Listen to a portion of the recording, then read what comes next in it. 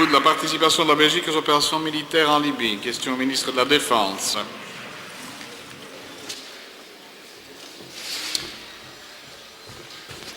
Merci, Monsieur le Président.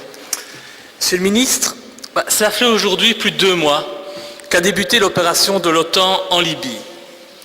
Alors c'est vrai que lors du vote actant la participation de notre pays à cette opération militaire, j'avais été le seul au sein de cette Assemblée à exprimer mon opposition en dénonçant les enjeux troubles de cette opération et tout en mettant en garde votre gouvernement contre le risque d'enlisement de ce conflit que je qualifierais de guerre civile. Mais 2 mois plus tard, on ne peut constater qu'une chose, c'est que les faits me donnent raison. Cette opération coûte énormément d'argent à notre pays et aucune solution ne semble se dessiner. En effet, pouvez-vous me dire où nous en sommes 2 mois après? Alors c'est vrai qu'on a lancé énormément de bombes coûteuses sur le sol libyen. Il y a aussi eu des efforts diplomatiques qui ont été entrepris. Mais pouvez-vous me dire si ces bombardements et si ces efforts diplomatiques ont mené à des résultats concrets? Alors il faut aussi parler du point de vue financier. Alors j'aimerais savoir combien cette expédition a déjà coûté à notre pays, parce qu'évidemment il faut savoir que notre pays, Monsieur le ministre, connaît une crise importante, de nombreux citoyens connaissent des difficultés chaque jour pour vivre et connaissent des fins de mois difficiles, et j'estime qu'ils ont le droit de savoir le coût que cette opération militaire en Libye a déjà engendré pour une guerre qui en fait ne les concerne pas du tout. Au-delà du bilan financier, je voudrais aussi savoir ce qu'il en est de cette opération en termes de vie humaine, parce que hier, le porte-parole du gouvernement libyen, on en pense ce qu'on en veut, accusait l'OTAN d'avoir tué 718 civils et d'avoir blessé plus de 4000 personnes depuis le début des frappes aériennes. Pouvez-vous juste me confirmer ces chiffres? Je vous remercie. Merci, Monsieur Louis. Monsieur le ministre.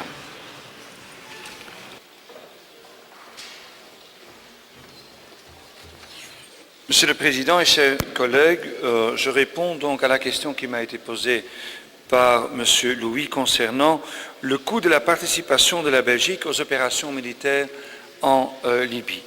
Pour rappel, la participation belge aux opérations en Libye comprend l'engagement des 6 F-16, comme vous le savez, puis le bâtiment Narcisse et la participation aux équipages de l'EWACS.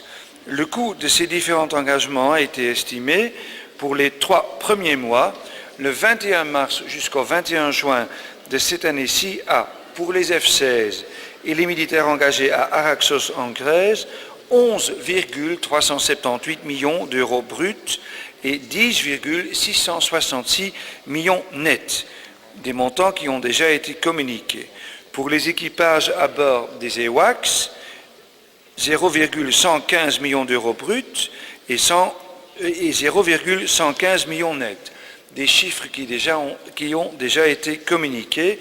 Et pour le bâtiment Narcisse, 3,271 millions d'euros bruts et 2,967 millions nets, soit un total pour les frais et les coûts bruts de 14,764 millions d'euros bruts et puis de 13,748 millions d'euros nets. Jusque-là, Monsieur le Président, ma réponse concrète à une question très concrète.